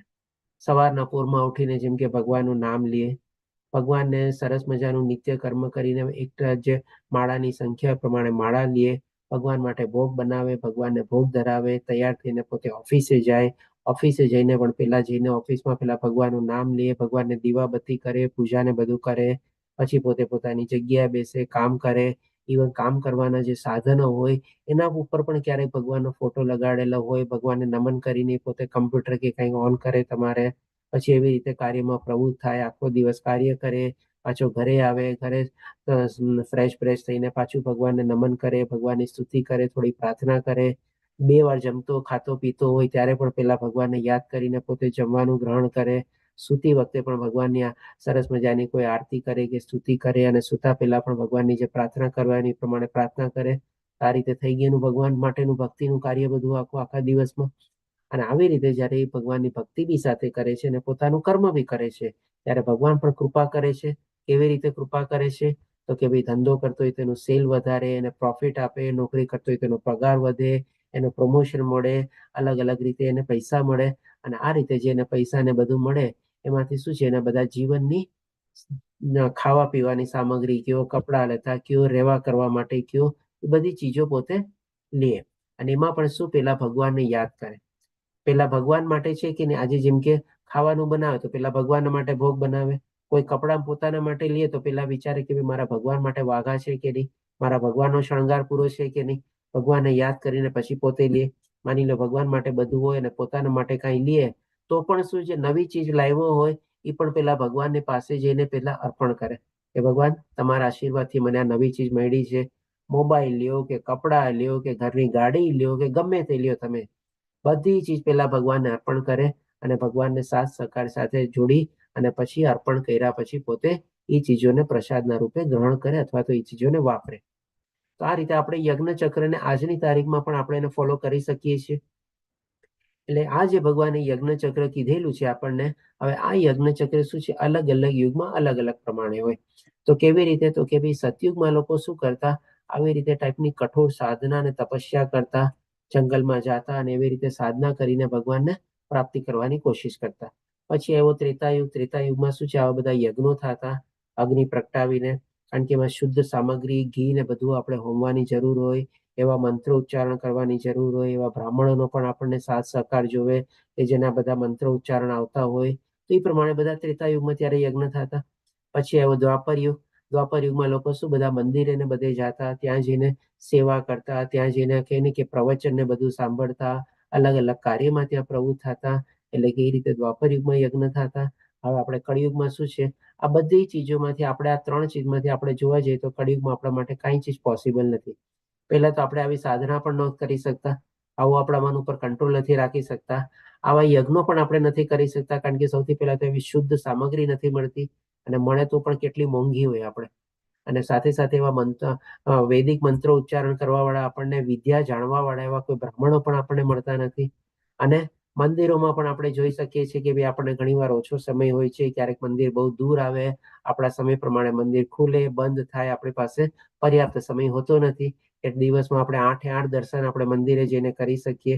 એટલે હવે આપણે કળિયુગમાં શું કરવાનું છે કે ભાઈ આપણા સગવડ પ્રમાણે, આપણા સમય પ્રમાણે, આપણી સુખ પ્રમાણે આપણે શું છે અલગ અલગ રીતે ભગવાનનું નામ જાપ કરવાનો. એ જ આપણા કલયુગમાં છે ને કહી શકીએ કે ભાઈ એકમાત્ર સાધન આપણા માટે બહુ ઇઝીલી અવેલેબલ છે. અને નામ જાપ કરીને આપણે ભગવાનનો યજ્ઞ કરી શકીએ છીએ, કારણ કે ભગવાનનો જાપ કરવો એમાં પણ ભગવાનનો વાસ રહેલો છે. ભગવાન આપણને 10મા અધ્યાયમાં પણ એ જ કહેશે કે જાપમાં પણ મારું નામ છે આપણે. અને એટલે કે આવી રીતે ભગવાનનો જાપ કરવાનો અને મહામંત્રનો આપણે જાપ કરવાનો. હવે તમે કહેશો આનો સંદર્ભ આપણને ક્યાં મળે? તો ડેફિનેટલી આનો સંદર્ભ પણ આપણા શાસ્ત્રમાં કહેવામાં આવેલો છે.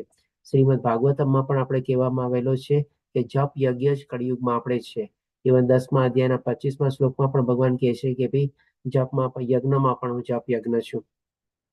અને આ જે મહામંત્ર જે છે આપણે, એ જ આપણે રટણ કરવું જોઈએ. આપણા તેની માળા જપવી જોઈએ. આપણે દિવસની આપણે જેટલી માળાનો નિયમ લીધેલો હોય એ આપણે કરવી જોઈએ. તેના સંદર્ભમાં પણ આપણા બધા અલગ શાસ્ત્રોમાંથી આપણને ટાંકવામાં આવેલું છે કે ચૈતન્ય મહાપ્રભુજી જે લગભગ 500-550 વર્ષ પહેલા બંગાળમાં, આપણે કલકત્તા શહેરમાં આપણે પ્રગટ થયેલા હતા, એ પણ ભગવાનનો અવતાર હતા. અને ભક્તિનું અથવા તો નામ કીર્તન અથવા તો જપ યજ્ઞના વધારે ને વધારે પ્રચાર અને પ્રસાર માટે જ પોતે અવતરિત થયેલા હતા. એમનો એકમાત્ર ઉદ્દેશ જ હતો કે ભાઈ ભક્તિનો વધારે પ્રચાર થાય અને હરે કૃષ્ણ મહામંત્રનો પ્રચાર થાય.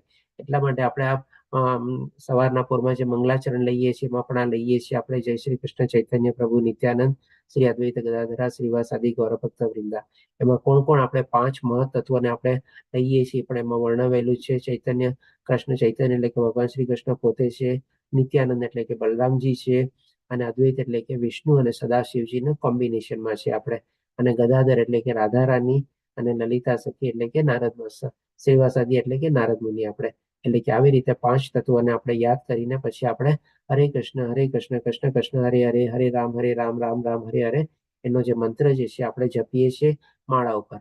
માળામાં 108 મણકા હોય. આપણે એક એક મણકા ઉપર આપણે એક એક મંત્ર જપીને પછી આપણે એને પાર કરવાનો અથવા ક્રોસ કરવાનો હોય છે.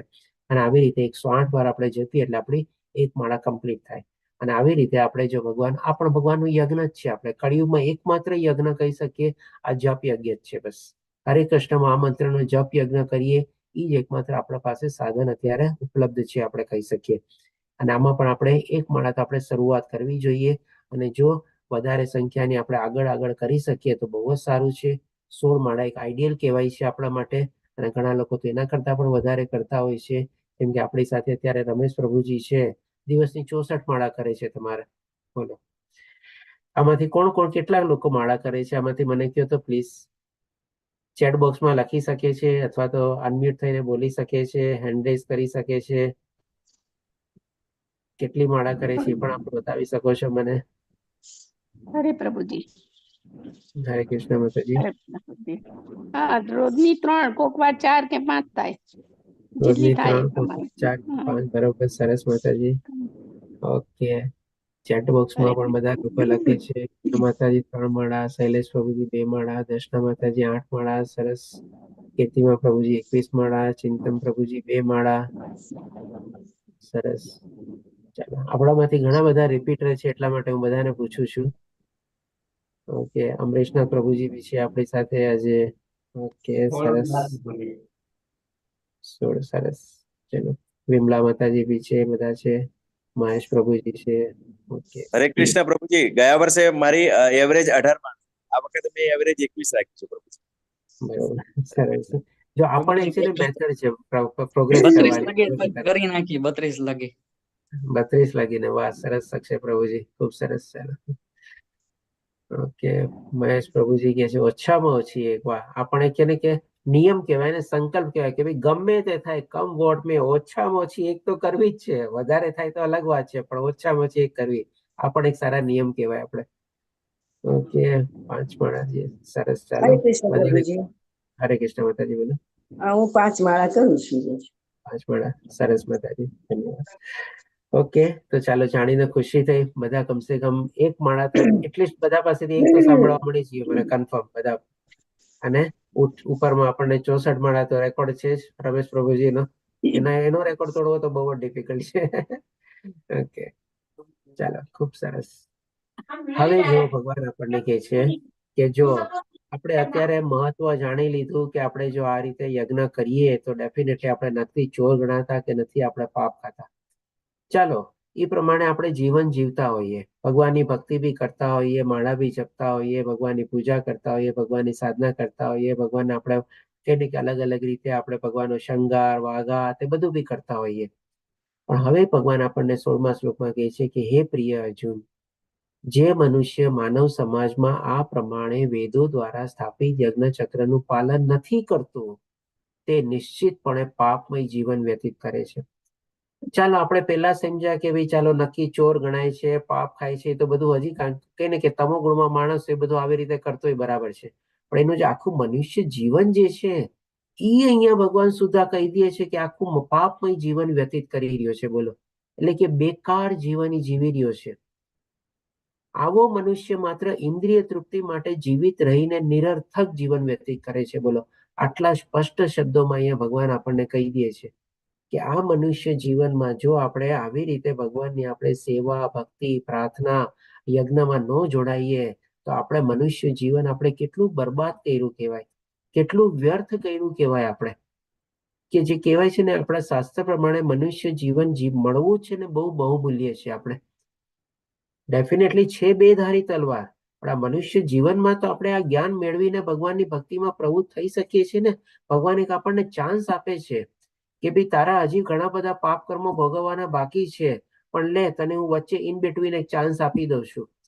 અને આ ચાન્સમાં પણ જો તું સુધરી ગયો, મારી શરણાગતિ લીધી, મારી ભક્તિ કરી, તો કદાચ તું તને આગલા જે પાપ કર્મો તારે ભોગવવાના બાકી છે ને એમાંથી પણ હું તને મુક્ત કરીશ અને તને મારા ધામમાં લઈ જઈશ. બોલો, આટલો બહુમૂલ્ય જીવન જે આપણને મળેલું છે એને પણ જો આપણે આવી રીતે ન કરીએ તો અહીંયા ભગવાન આપણને સ્પષ્ટ શબ્દોમાં કહે છે કે ભાઈ નિરર્થક જીવન જીવી રહ્યો છે અને પાપમય જીવન જીવી રહ્યો છે.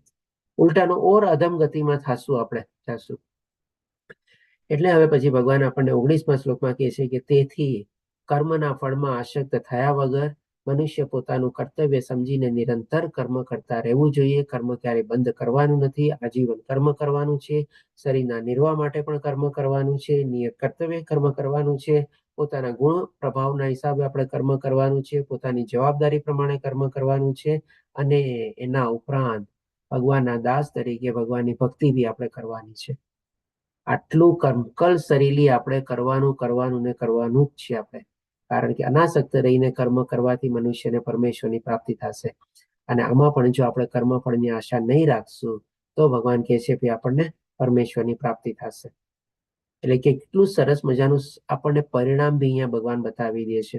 આવી રીતે જો આપણે કર્મ કરતા રહેશું, કર્મમાં પ્રવૃત્ત થયેલા રહેશું, સાથે આપણે કર્મફળની આશા નહીં રાખેલી હશે તો આપણે કહીએ ને કે 100% જેવી ગેરંટી આપણને આપે છે કે પરમેશ્વરની પ્રાપ્તિ આપણને અવશ્ય થશે જ. હવે પછી ભગવાન આપણને દાખલા આપે છે કે કોણ કોણ લોકો, આપણને લાગે કે આ બધું શું થિયોરિટિકલ હશે. ભગવાન અત્યારે સુધી જે આપણને બધું બતાવ્યું કે એવી રીતે કર્મ કરવાનું અને એવી રીતે કર્મ કરવાથી આપણે ડેફિનેટલી આપણા મુક્તિદાતા કર્મ થશે, ભગવાનની પ્રાપ્તિ થશે, આ બધું શું થિયોરિટિકલ છે?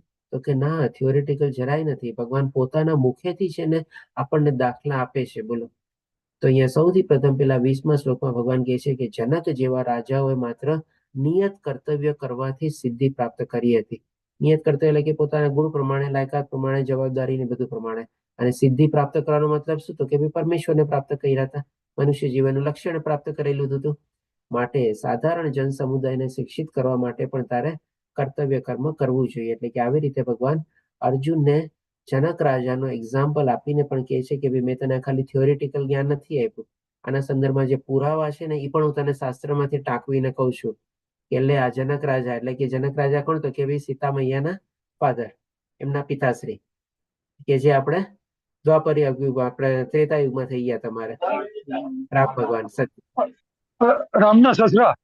રામના સસરા, રામ ભગવાનના સસરા, સીતા મૈયાના પપ્પા. બોલો, એટલે કે એનો દાખલો આપીને ભગવાન ટેકને કહે છે કે ભાઈ તારે પણ કર્મ કરવું જોઈએ. હવે ભગવાન અર્જુનને પણ એવી રીતે શું કામ કર્મ કરવાનું કહે છે, એની પાછળનું પણ કારણ છે. આપણે તો કહે છે કે મહાપુરુષ જેવું જે આચરણ કરે છે તેનું અનુસરણ સામાન્ય માણસો કરે છે. અને આ શ્લોકને આપણે જે કૌટુંબિક પરંપરાનો અર્જુનનો પ્રશ્ન હતો ને, એના સંદર્ભમાં આપણે આને લિંક કરી શકીએ. કારણ કે ત્યારે ભગવાન એ સમજાવેલું હતું ને કે કૌટુંબિક પરંપરાઓ તો જે આપણે જે દાખલો પ્રસ્થાપિત કરશું એના પ્રમાણે આવનારી પ્રજાને ફોલો કરવાની છે. તો અત્યારે ક્ષત્રિય તરીકે તું જે તારો ધર્મ નિભાવીશ અને યુદ્ધ લડીશ તો આવનારી પ્રજા તને યાદ કરશે કે ના, અર્જુન સામે પણ તો આવી સ્થિતિ ઉભી થઈ હતી. એને શું કર્યું હતું? તો કે ભાઈ એને પણ યુદ્ધ ભૂમિમાં ભાગીને નહોતા ગયા.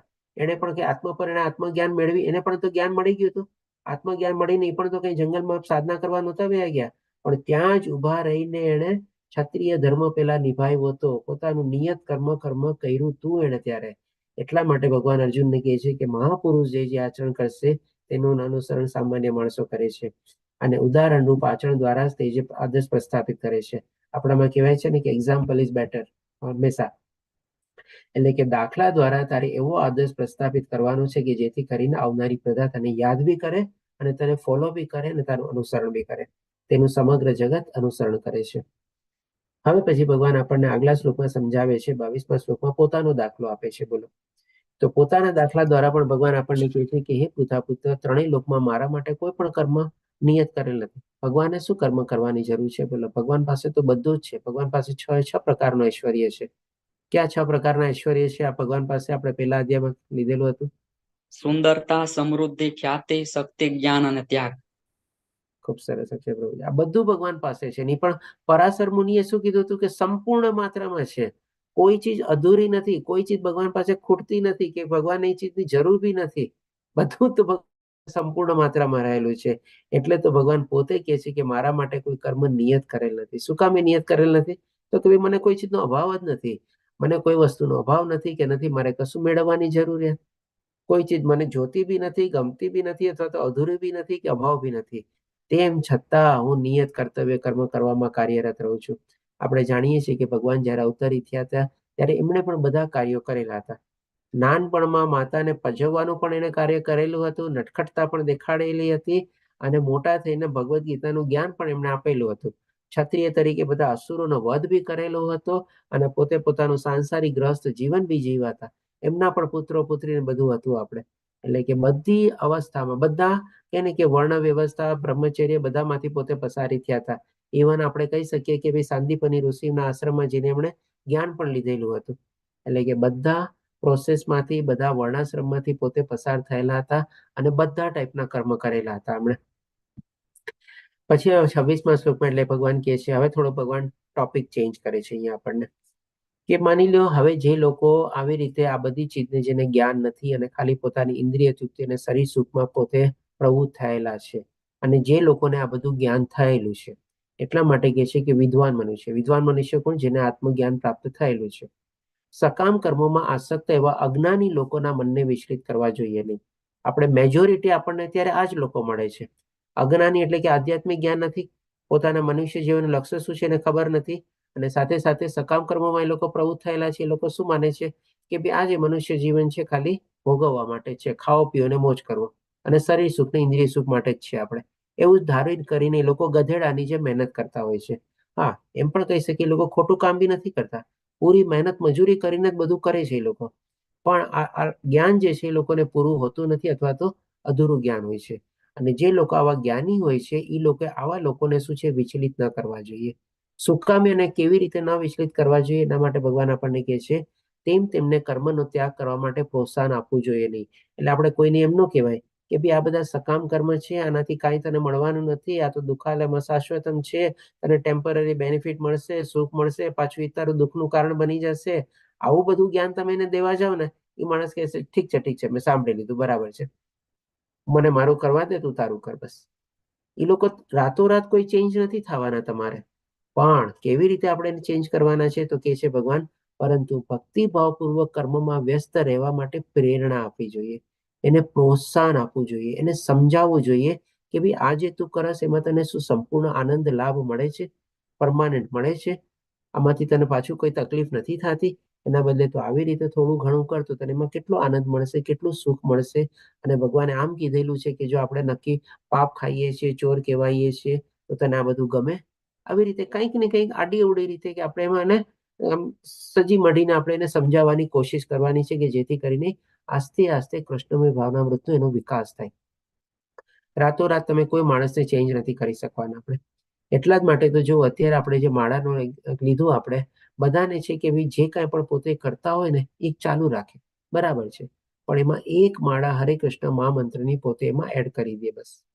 અને આસ્તે આસ્તે એમાં પ્રગતિ કરે કે જેથી કરીને એને બંને ચીજો આગળ વધારવામાં કોઈ વધારે નુકસાન ન થાય અને સરસ રીતે પોતે અપનાવી શકે.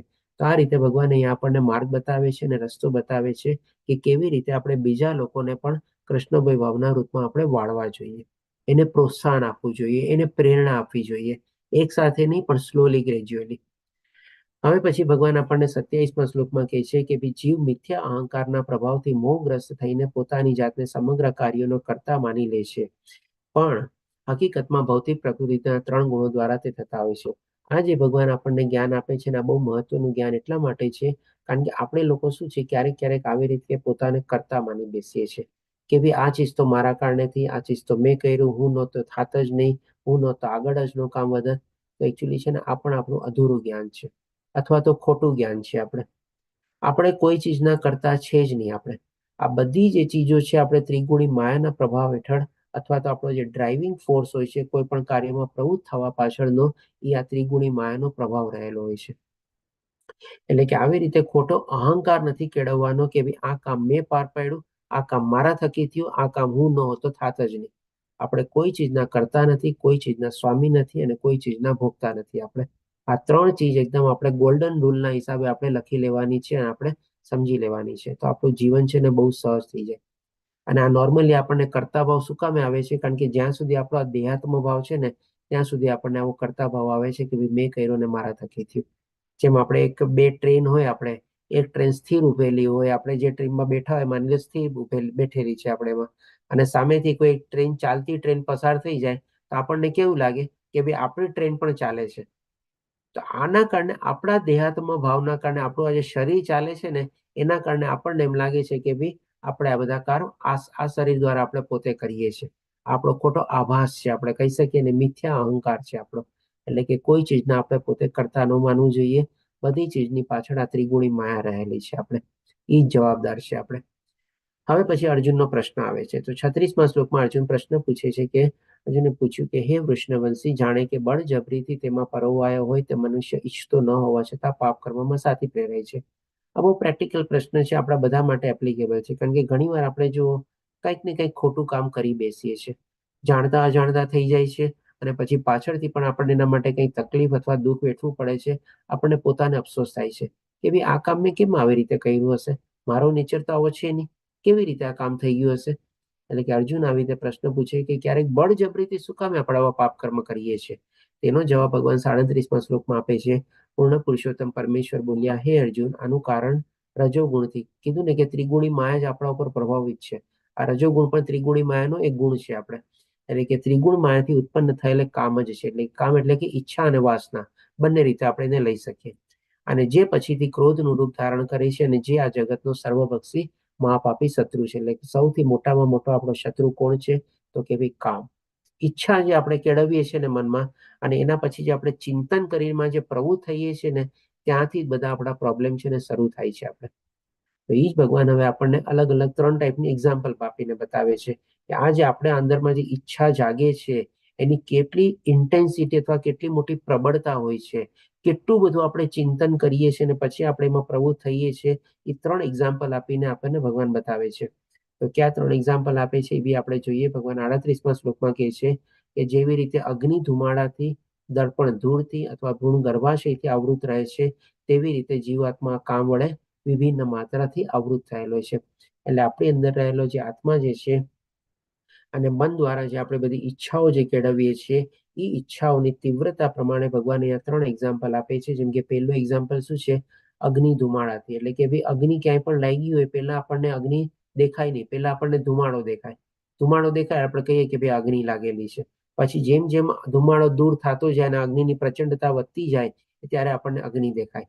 એટલે કે પેલા માની લો આપણને અજ્ઞાન હોય કે ભાઈ આ બધું ભૌતિક દુનિયાનું બધું આમ છે, આવી રીતે આમ છે, મોજ શોખ માણવા કરવા છે, ત્યારે આપણને અજ્ઞાન હોય એટલે કે આપણા આછો આપણો ધુવાડો લાગેલો હોય. પણ પછી જેમ જેમ આપણા અંદરમાં જ્ઞાન પ્રગટે અને જ્ઞાન રૂપી જ્વાલા પ્રગટે, જ્ઞાન રૂપી જે અગ્નિ પ્રગટે અને એ જ્ઞાનથી પછી જે આપણે આ બધું જે અંધકાર અથવા જે ધુમાડો છે ને આપણા સામેથી દૂર થાય કે ના, મારા મનુષ્ય જીવન તરીકે મારું લક્ષ્ય શું છે, કેવી રીતે મારે પ્રાપ્ત કરવું, એમાં જયારે પ્રવૃત્ત થઈએ ત્યારે એ ભગવાન આપણને કહે છે કે આ મનુષ્ય જીવન છે આપણું. પછી બીજું આપણને દેખાડે છે એક્ઝામ્પલ કે દર્પણ ધૂળથી, એટલે કે અરીસો જો ધૂળથી હોય. આ જીવન કોનું છે? તો કે ભાઈ આ પ્રાણીનું જીવન છે. તમારે પ્રાણી લોકોને આવું બધું કઈ જ્ઞાન ન મળે. મનુષ્ય જીવનમાં જેમ આપણને જ્ઞાન મળ્યું અને જ્ઞાનની પ્રજ્વલિત અગ્નિના રૂપમાં આપણો બધો અંધકારમય ધુમાડો દૂર થયો, એવું પ્રાણીના જીવનમાં થઈ ન શકે. એટલે કે ઈ જે એના મનમાં જે કામ ને બધી ઈચ્છાઓ કેળવેલી હોય છે, કંઈક ને કંઈક એવી ઈચ્છાઓ હશે, એ પ્રમાણે એને જે પ્રાણીનું શરીર મળેલું છે એમાં એ પોતે ભોગવી રહ્યો છે. અને ત્રીજું જે આપણને કહે છે કે ગર્ભાશય. આપણે ગર્ભાશય જાણીએ છીએ કે ભાઈ ગર્ભની અંદર જે બાળક વિકસિત થતું હોય કેવું સંકુચિત અવસ્થામાં હોય. તો આ જે અવસ્થા છે આ કોની અવસ્થા છે? તો કે વૃક્ષની અવસ્થા છે. આપણે જાણીએ છીએ ને કે ઝાડ, છોડ, વૃક્ષ એક જ જગ્યાએ રહીને સ્થિર રહીને કેવા આસ્તે આસ્તે વિકસિત થતા હોય. જેમ આવી રીતે બાળક ગર્ભાશયની અંદર રહીને કેવી રીતે વિકસિત થતું હોય, તો આપણે આ વૃક્ષનું જીવન છે. એટલે કે 3 માત્રા અહીંયા ભગવાન સમજાવે છે. એટલે કે ઇનડાયરેક્ટલી ભગવાન અહીંયા 3 લેવલ સમજાવે છે. આ બધામાં જીવ છે. આપણે જાણીએ છીએ વૃક્ષમાં પણ જીવ છે, પ્રાણીમાં પણ જીવ છે અને મનુષ્યમાં પણ જીવ છે. અને જીવ કોણ? તો કે ભાઈ આત્મા, જે ભગવાનનો અંશ છે. પણ એની કેવી દશા છે એ તમે જોવો. એટલે કે આવી રીતે કહે છે કે તેવી રીતે જીવાત્મા આ કામ વડે વિભિન્ન માત્રામાં આવૃત થયેલા. વિભિન્ન માત્રા એટલે કે 3 કેટેગરી અહીંયા ભગવાન આપણને સમજાવી. કેવી રીતે આપણો આત્મા ઈચ્છાઓથી ઘેરાયેલો હોય છે અને એ પ્રમાણે જે કર્મ કરેલા હોય છે એ પ્રમાણે અલગ અલગ શરીરને બધું મળે છે. હવે પછી ભગવાન આપણને બતાવે છે કે આ બધા ઈચ્છા, આપણે જે ઈચ્છા કેળવીએ છીએ એના નિવાસ સ્થાન ક્યાં ક્યાં છે. તો 40મા શ્લોકમાં કહે છે ઇન્દ્રિયો, મન અને તથા બુદ્ધિ એ કામના નિવાસ સ્થાનો છે. પેલા આપણે જોઈએ ઇન્દ્રિયોથી, એટલે કે આંખેથી કંઈક જોઈએ આપણને મેળવવાની ઈચ્છા થાય. કોઈકની પાસેથી કંઈક સાંભળીએ, હા હવે તો મારે લેવું જ છે. કોઈકની એવી અનુભૂતિ કરી હોય કે ના ભાઈ આ એની પાસે તો છે, હા એકવાર એની મર્સિડીઝ ગાડીમાં હું બેઠો ને મને બહુ ગમ્યું, હવે મારી પણ ઈચ્છા છે મર્સિડીઝ ગાડી લેવી છે મારે. એટલે કે સાંભળીએ, જોઈએ અથવા અનુભવીએ, એટલે કે ઇન્દ્રિયો આવી ગયું. મન એટલે કે આપણી અંદરમાં મનમાં બધી ઈચ્છાઓ જાગૃત થાય. અને પછી બુદ્ધિ એટલે કે ક્યારે? બુદ્ધિમાં આપણે ચિંતન કરીએ અને ચિંતન કર્યા પછી આપણે પ્લાન બનાવીએ. હા આમ કરીશ તો આમ લઈ લઈશ, ઓલું કરીશ તો આમ કરીશ, આટલી ઇન્કમ બનાવીશ તો આમ ઈએમઆઈ આવશે, આવી રીતે ગાડી લઈશ, આવી રીતે ઘર લઈશ, એવી રીતે બધા આપણે પ્લાનિંગ કરીએ બુદ્ધિમાં. એટલે કે આ બધું શું છે? આપણા કામના નિવાસ સ્થાનો છે. અને તેમના દ્વારા આ કામ જીવાત્મા વાસ્તવિક જ્ઞાનને ઢાંકી દે છે. એટલે જેમ જેમ આપણે ઈચ્છામાં વધારે પ્રવૃત્ત થઈએ, આપણું આધ્યાત્મિક જ્ઞાન જે છે પછી લુપ્ત થતું જાય છે. ભગવાનને આપણે ભૂલતા જઈએ છીએ અને વધારે ને વધારે આ ઇન્દ્રિય તૃપ્તિ અને શરીર સુખમાં આપણે લાગી જઈએ છીએ. એટલા માટે કહે છે કે તેને મોહિત કરે છે. એટલે કે આવી રીતે આપણે ભૌતિક દુનિયાના મોહ માયા અને આકર્ષણમાં જ આપણે ફસાયેલા રહીએ છીએ અને આપણું જીવન વ્યતીત કરતા રહીએ છીએ. હવે આ જે ભગવાને ઇન્દ્રિય, મન અને બુદ્ધિ જે આપણને બતાવ્યું એના બધાના સ્તર પણ આપણને બતાવે છે. હવે તો પછી ભગવાન હવે આપણને કહે છે, પેલા 41મા શ્લોકમાં કહે છે કે આપણે કાબુમાં કેવી રીતે રાખવું. એટલા માટે કહે છે માટે હે ભરતવંશીમાં શ્રેષ્ઠ અર્જુન, શરૂઆતમાં જ ઇન્દ્રિયનું નિયમન કરીને પાપના મહાન પ્રતીક કામનું દમન કર અને જ્ઞાન તથા આત્મ સાક્ષાત્કારના વિનાશ કરતાનું વધ કર. એટલે કે જો આ બધામાંથી આપણે બચવું હોય, મોહમાં ન ફસાવવું હોય, તો આપણે શરૂઆતમાં જ, એટલે કે શરૂઆતને આપણે 2 મિનિંગ લઈ શકીએ કે જ્યારથી આપણને જ્ઞાન મળ્યું ત્યારથી, એટલે કે જાગ્યા ત્યારથી સવાર, ત્યારથી આપણે કરીએ. અને બીજું આપણે શું કરવાનું છે કે આપણે એવો દાખલો પ્રસ્થાપિત કરવાનો છે જે ભગવાને આ અધ્યાયમાં જ આપણને બતાવ્યું, કે જેથી કરીને આપણી આવનારી પેઢી જે છે ને એ આ બધી વાતોને થોડું ઘણું પહેલેથી સમજી જાય. આપણને જેટલું મોડું થયું આ જ્ઞાન મેળવવામાં, એટલું મોડું આપણી આવનારી પેઢીને ન થાય. એટલે કે આપણી આવનારી પેઢીને પણ આપણે નાનપણથી આ જ્ઞાન આપણે એમાં એને પ્રેરણા આપી શકીએ, આસ્તે આસ્તે પ્રોત્સાહન આપી શકીએ. એ પણ એક સાથે નથી થવાનું, એ પણ આસ્તે આસ્તે થવાનું છે. એટલે આપણા સંદર્ભમાં પણ તમને ખબર છે આપણા કિડ્સના બેચીસ બી ચાલે છે. આપણે તો કિડ્સના બેચીસમાં પણ આપણે આપણા બાળકોને કહી શકીએ કે એમાં જોડાઈ શકે એ લોકો. એટલે કે આ ચીજ જે છે શરૂઆતનો મિનિંગ આપણા બંને માટે એપ્લાય થાય છે. આપણા પોતાના માટે પણ એપ્લાય થાય છે અને આપણી આવનારી પેઢીઓ માટે પણ એપ્લાય થાય છે. અને આવી રીતે જો આપણે થોડો મન ઉપર કાબુ મેળવીએ, સંયમ મેળવીએ અથવા તો આપણી ઈચ્છાઓ પર કાબુ મેળવીએ તો આસ્તે આસ્તે આસ્તે આપણે મુક્તિ પંથના માર્ગ ઉપર આપણે આગળ વધી શકીએ. હવે જે ભગવાન આપણને ઇન્દ્રિય, મન અને બુદ્ધિ જે 3 છે આપણા નિવાસ સ્થાનો બતાવ્યા, એના લેવલ બતાવે છે હવે આપણને. તો 42મા શ્લોકમાં કહે છે કે કર્મેન્દ્રિયો જળ પદાર્થ કરતા ચડિયાતી છે. જળ પદાર્થ એટલે કે આ બધા ભૌતિક દુનિયાના બધા મોહ માયા, એ બધા જળ પદાર્થ થઈ ગયા. આપણે કંઈક ને કંઈક ઘર બનાવવાની ઈચ્છા થાય, ગાડી મેળવવાની ઈચ્છા થાય, કોઈ જગ્યાએ જવાની ઈચ્છા થાય, કોઈ વસ્તુ લેવાની ઈચ્છા થાય, આ બધા જળ પદાર્થ થઈ ગયા. પણ એના કરતા ચડિયાતું કોણ છે? તો કે આપણી કર્મેન્દ્રિયો. કર્મેન્દ્રિયો એટલે કે આપણા 2 હાથ, 2 પગ, પછી આપણે ગુદા, જનેન્દ્રિય અને મોઢું, એ આપણા થઈ ગયા કર્મેન્દ્રિયો. અને કર્મેન્દ્રિયો કરતા ચડિયાતું શું છે? તો કે ભાઈ મન. કારણ કે મનમાં જ આ બધી ઈચ્છાઓ જાગૃત થાય છે. અને મન કરતા પણ બુદ્ધિ ચડિયાતી શું છે? તો કે બુદ્ધિ. એટલે કે મનમાં ઈચ્છા જાગૃત થઈ, પણ આપણે વિવેક બુદ્ધિ પ્રમાણે કર્યું કે ના ભાઈ, મારી પાસે અત્યારે મોબાઈલ છે, મારે બીજો મોબાઈલની શું જરૂર છે? મારી આ ગાડીથી મને કામ ચાલે છે, મારે બીજી ગાડીમાં બ્રાન્ડેડ મર્સિડીઝ ને ઓડી ગાડી લેવાની શું જરૂર છે? એટલે કે આવી રીતે આપણે બુદ્ધિને એપ્લાય કરી અને ઈચ્છા ઉપર આપણે કાબુ મેળવ્યો. અને આવી રીતે આપણે વિવેક બુદ્ધિ વાપરી ઈચ્છા ઉપર કાબુ મેળવીએ તો આપણી અંદર રહેલી જે આત્મા જે છે એ બુદ્ધિ કરતા પણ શ્રેષ્ઠતર છે.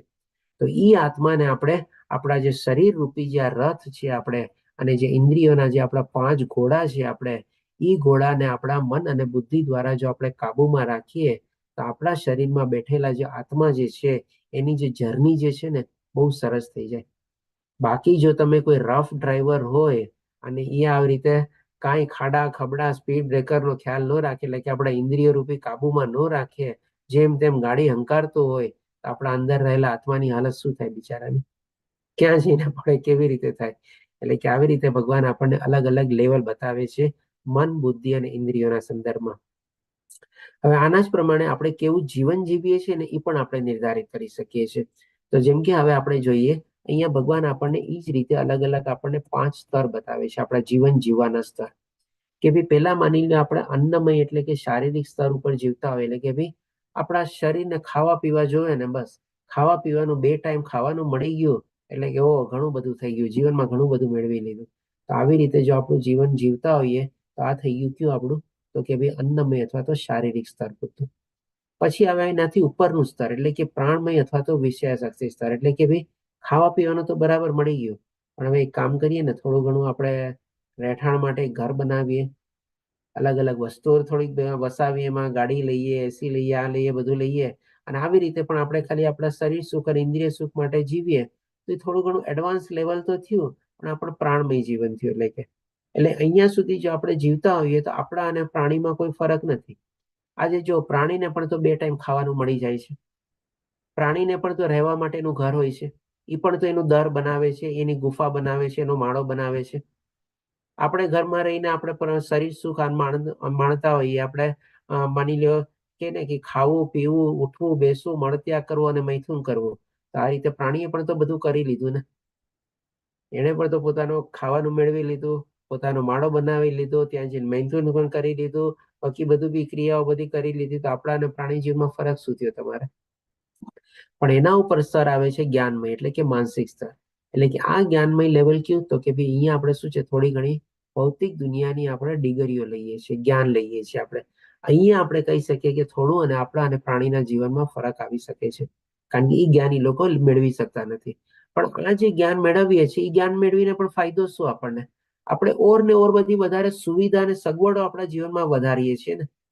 કે ચાલો પેલા મારે નાની ગાડી હતી, પેલા 2 વ્હીલર હતું, હવે 4 વ્હીલર લીધું. 4 વ્હીલરમાં પેલા મારુતિ હતી, હવે મર્સિડીઝ લીધી. પેલા 2 રૂમનો ફ્લેટ હતો, હવે 3 બેડરૂમનો ફ્લેટ લીધો. હવે પોતે બંગલો બનાવ્યો, હવે એક ફાર્મ હાઉસ બનાવ્યું, એક રેસ્ટ હાઉસ બનાવ્યું. આવી રીતે બધું જ્ઞાન મેળવીને, ભૌતિક દુનિયાનું જ્ઞાન મેળવીને, પૈસા કમાવીને આપણે સુખ સગવડ અને સાધનો જ વધાર્યા ને આપણા શરીર માટે. તો પણ સાચું જે આપણું મનુષ્ય જીવનનો પર્પસ છે એ તો આપણે સોલ્વ ન કર્યો ને. તો હવે એનાથી ઉપરનું સ્તર આવે છે, એ કયું? તો કે ભાઈ વિજ્ઞાનમય. એટલે કે હવે આપણે આપણી સાચી બુદ્ધિ વાપરી કે ભાઈ હું કોણ છું, ક્યાંથી આવ્યો છું, એની સાથે મારો સંબંધ શું છે, અહીંયા આવીને મારે કરવાનું છે શું, અહીંયા આવીને મારું લક્ષ્ય શું છે, એ લક્ષ્યને મારે કેવી રીતે પ્રાપ્ત કરવું. જ્યારે આવી રીતે આપણે બુદ્ધિનો આપણે ઉપયોગ કરીએ ત્યારે આપણે કહેવાય કે વિજ્ઞાનમય અથવા બૌદ્ધિક સ્તર ઉપર આપણે જીવ્યા છીએ. અને આ જ આપણે કહી શકીએ કે સાચી પરિભાષા છે મનુષ્ય જીવનનું લક્ષ્ય જાણવાની ને એમાં આગળ વધવાની. અને પછી હવે જ્યારે આપણે પ્રવૃત્ત થઈએ છીએ અને એટલે કે આપણે આધ્યાત્મિક સ્તર ઉપર જ્યારે આપણી જિંદગી જીવવાની શરૂ કરીએ છીએ ત્યારે આપણે સાચી રીતે આપણને આનંદમય અથવા તો સત્યચિત્ત આનંદ સાથે જોડાવાની આપણે જે કોશિશ કરીએ છીએ ત્યારે આપણું સાચી રીતે આપણું મનુષ્ય જીવન જીવીએ છીએ. બાકી આ નીચેના 4 સ્તર આપણે કહીએ ને, કઈ મતલબ નથી આમ જોવા જાવ તો. પેલા બીજા સ્તરમાં તો કાંઈ જ મતલબ નથી, ત્રીજામાં થોડું ઘણું કઈ ખબર પડતી હોય, ચોથામાં થોડીક સાચી ખબર પડ્યા પછી પણ જો આપણે એને એપ્લાય ન કરીએ તો પણ સમજીને કેળવા શું. માની લો ઘણા લોકોને જ્ઞાન બી મળી ગયું કે ચાલો મનુષ્ય પણ શું હજી વાર છે ને, હજી તો ઘણા વર્ષો બાકી છે ને, છેલ્લે ટાઈમે કરશું ને બધું, ત્યારે તો કઈ બીજું કોઈ પ્રવૃત્તિ જ નહીં હશે, ત્યારે બધી જ પ્રવૃત્તિ હશે ને એમાં જ કરશું. કોને ખબર છે છેલ્લી ઘડી ત્યારે એ ટાઈમ પણ એને આવવાનો છે કે નહીં. એટલે કે આજથી જ્યાંથી આ બૌદ્ધિક સ્તર ઉપર પહોંચ્યા પછી પણ એને એપ્લાય ન કરે તો પણ હું કહીશ કે નીચેના સ્તર એના કરતા તો વધારે હારા. આમ તો જ્ઞાન મેળવ્યા પછી પણ જો આધ્યાત્મિક સ્તર સુધી આપણે પહોંચવાની કોશિશ ન કરીએ તો આપણે મનુષ્ય જીવન વ્યર્થ કરીએ છીએ. જે ભગવાને કીધું ને, નિરર્થક જીવન જીવી રહ્યો છે, પોતાનું જીવન વ્યતીત કરી રહ્યો છે ખોટી રીતે. એટલે કે આપણે આધ્યાત્મિક સ્તર ઉપર આપણે પહોંચવાની કોશિશ કરવાની છે અને ત્યાં જ આપણે આપણું જીવન જીવવાનું છે. આ રીતે આપણો અહીંયા ત્રીજો અધ્યાય કમ્પ્લીટ થાય છે. વાંચા કલ્પતરુભ્યશ્ચ કૃપા સિંધુભ્યઃ એવ ચ પતિતાનાં પાવનેભ્યો વૈષ્ણવેભ્યો નમો નમઃ. હરે કૃષ્ણ કૃષ્ણ કૃષ્ણ હરે હરે, હરે રામ રામ રામ હરે હરે. શિલા પ્રભુપાદ કી જય. શ્રી રાધા ગોવિંદ પ્રણામ. ઓકે, જી રમેશ પ્રભુજી આપનો એડ્રેસ છે, પૂછી શકો છો પ્રશ્ન. હરે કૃષ્ણ.